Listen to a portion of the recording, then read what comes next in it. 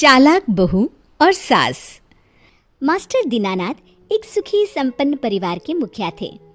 पूरे गांव में उनके व्यवहार और आदर्शों के चर्चे थे।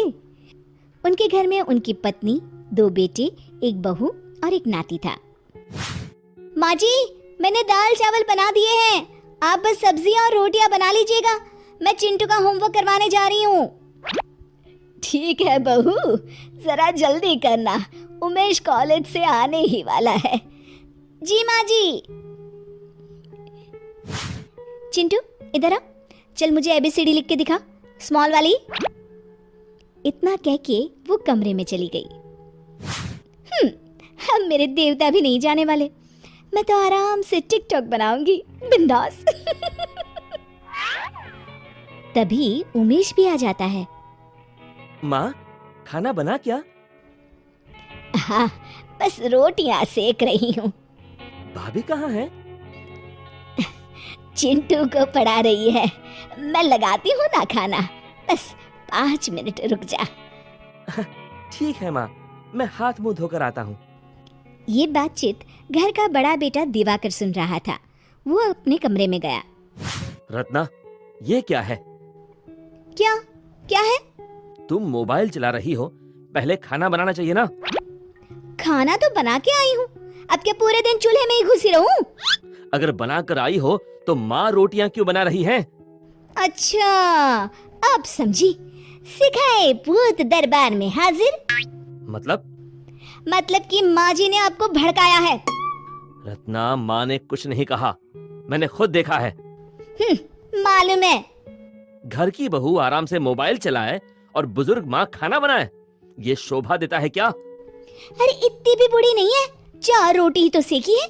मेरी दादी अभी तक पूरे घर का काम करती है। ओह, अब समझा, तो ये तुम्हारी खानदानी परंपरा है। सुनो जी, खानदान पर मत जाओ, नहीं तो अच्छा नहीं होगा, बता देती हूँ। तुमसे बात करने से अच्छा दीवार पे सर मार लो। हाँ, मारो ना। तभी माँ की आवाज आती है।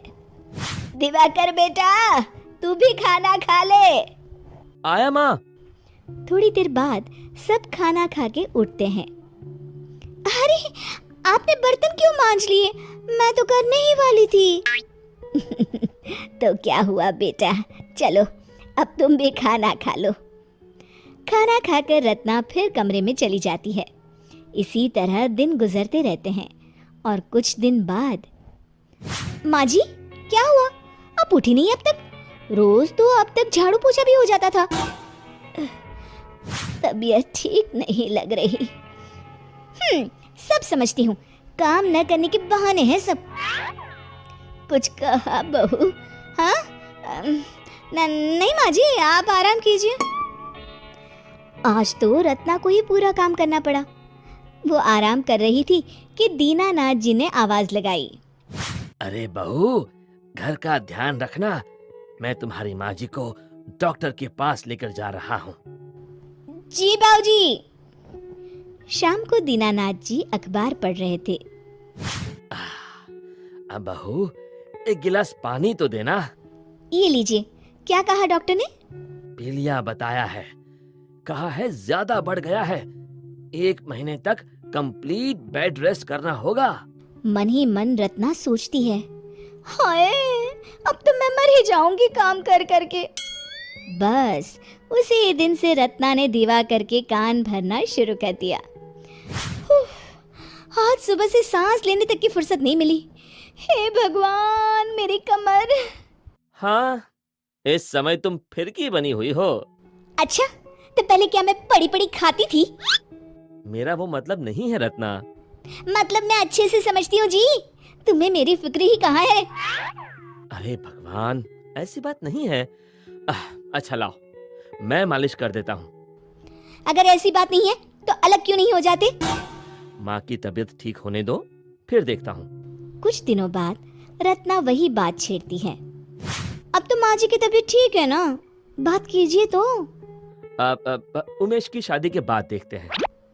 नहीं, अभी बात कीजिए, मेरे भी कुछ अरमान हैं। यहाँ तो सिर्फ काम वाली बाई बना कर रखा है। ठीक है बाबा, आज ही करता हूँ बात। शाम को दिवाकर हिम्मत करके माँ बाबूजी के पास जाता है। माँ, बाबूजी, हाँ बेटा बोलो।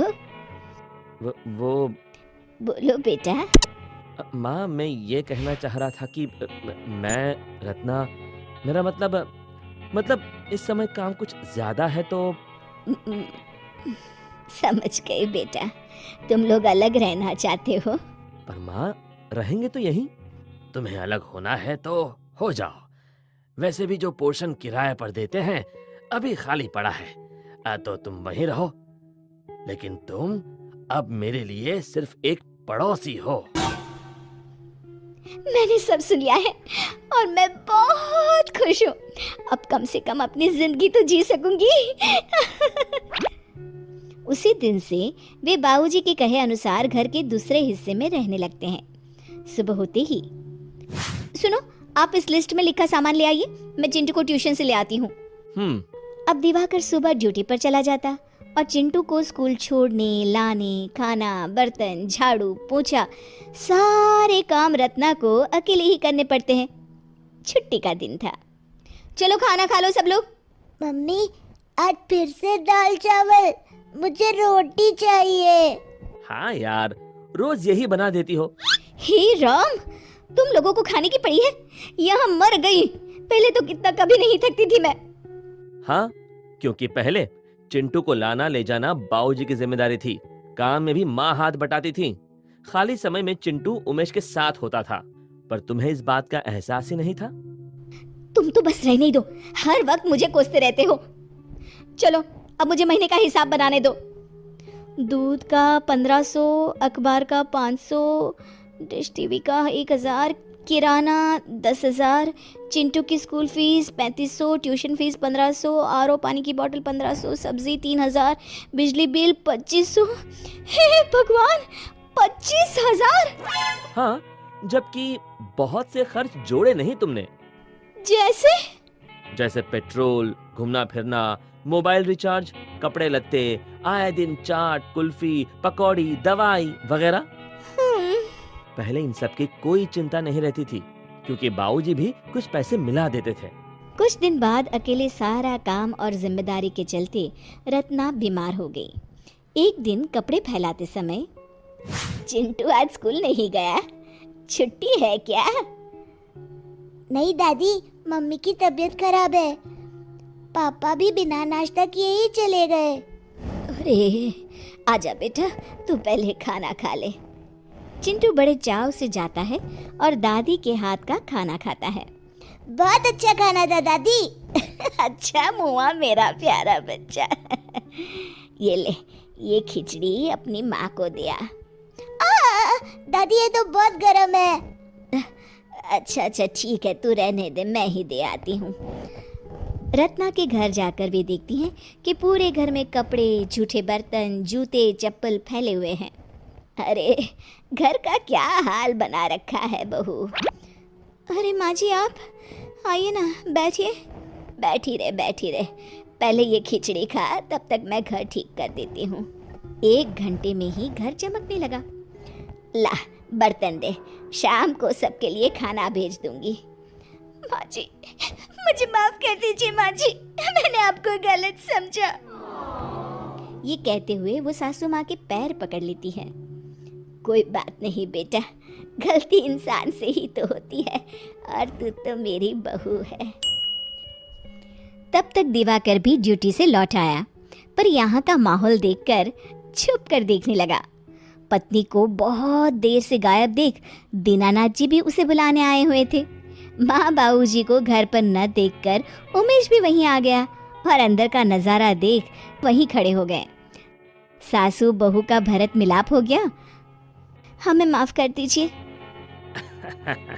बेटा, सुबह का भूला शाम को घर आ जाए तो उसे भूला नहीं कहते। चलो, तुम्हारा घर तुम्हारा इंतजार कर रहा है। और इसके बाद सब खुशी खुशी पहले की तरह एक साथ रहने लगते हैं। शिक्षा, हमें हमेशा बड़े बुजुर्गों का सम्मान करना चाहिए और हमेशा मिलजुल कर रहना चाहिए, क्योंकि मुसीबत में अपने ही काम आते हैं। राजू बहुत ही खुश था। वो अपनी मम्मी के साथ पापा के पास शिमला जा रहा था, जिनका ट्रांसफर कुछ ही महीने पहले हुआ था। राजू खिड़की के बाहर का नजारा देखकर बहुत खुश था, इतना खुश कि पूछो मत। मम्मी, पापा हमें अचानक से देखकर कितने खुश होंगे ना। हाँ बेटा, बहुत खुश होंगे। लेकिन तुम कब से खिड़की के बाहर देख रहे हो? चलो जल्दी से ये नाश्ता कर लो, ताकि खाली पैकेट और ये कचरा मैं डस्टबिन में फेंक कर आऊं। हाँ माँ, अभी खा लेता हूँ। ये लीजिए। माँ, क्या ये ट्रेन हमेशा ऐसे खाली रहती है? वो फर्स्ट कंपार्टमेंट में तो कोई भी नहीं है। नहीं बेटा, ट्रेन ऐसी खाली नहीं रहती। बरसात की वजह से ट्रेन खाली है। अच्छा, तुम यहाँ पर बैठना, मैं अभी आती हूँ। कहीं मत जाना, ठीक है? नहीं माँ, मैं कहीं नहीं जाऊंगा। यहाँ बस खिड़की के बाहर देखता रहूंगा। उफ, एक तो इतनी बरसात और यहाँ कितना अंधेरा भी है।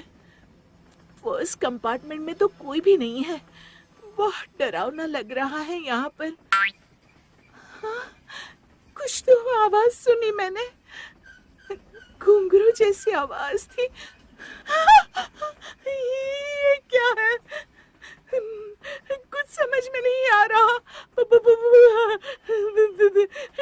ये घूम रहा है। भूत!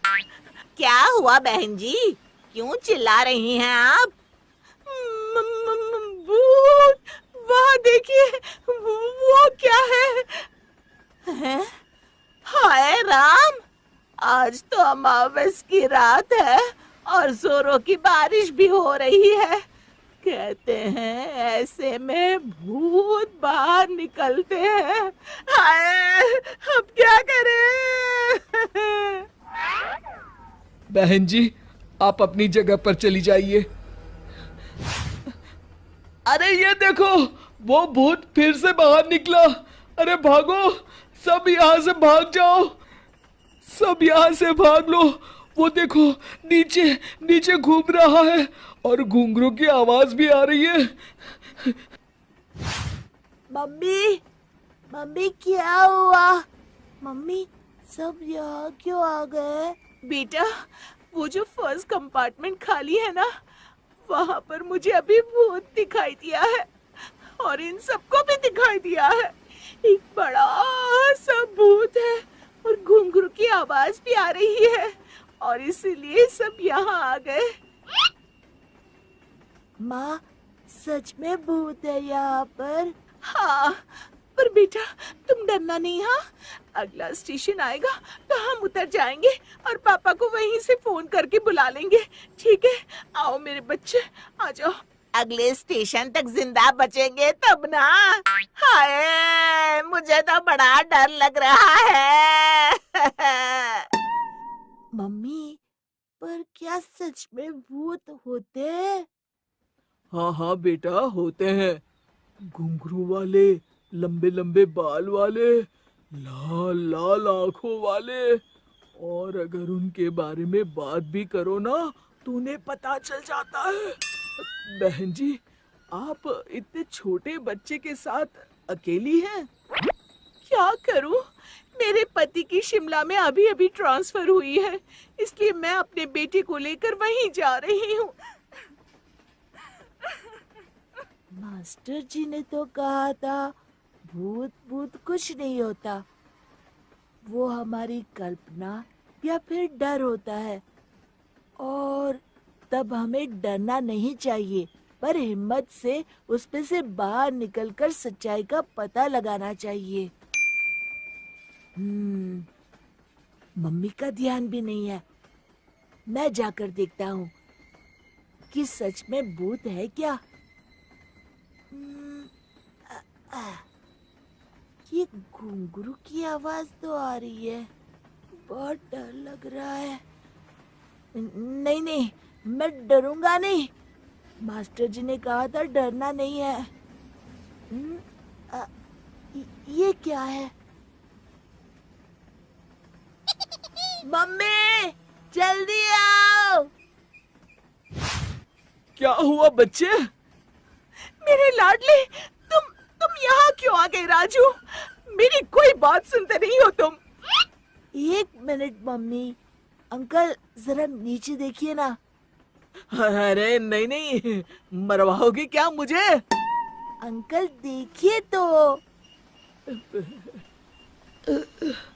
ये नीचे तो चूहा बैठा है। वही तो अंकल, ये एक चूहा था। किसी ने फूड पैकेट खाकर फेंक दिया था और उसकी बॉर्डर पर शायद ये घुंघरू भी लगे थे और वही सैटिन रिबन ये चूहे की पूंछ में अटक गई थी। तो चूहा उस बॉक्स के साथ घूम रहा था और अंधेरे में उसे ही आपने भूत समझ लिया। मम्मा, वो भूत नहीं है। डरिए मत। क्या हिम्मत वाला बच्चा है बहन जी। आपको फक्र होना चाहिए कि आप ऐसे बहादुर लड़के की माँ हैं। सच में, हाय राम। बेटा इधर आ मेरे लाडले। राजू, फिर से कभी ऐसे अकेले मत जाना, ठीक है? आ जाओ यहाँ पर। शिक्षा, सुनी सुनाई अंधश्रद्धा वाली बातों पर हमें भरोसा नहीं करना चाहिए।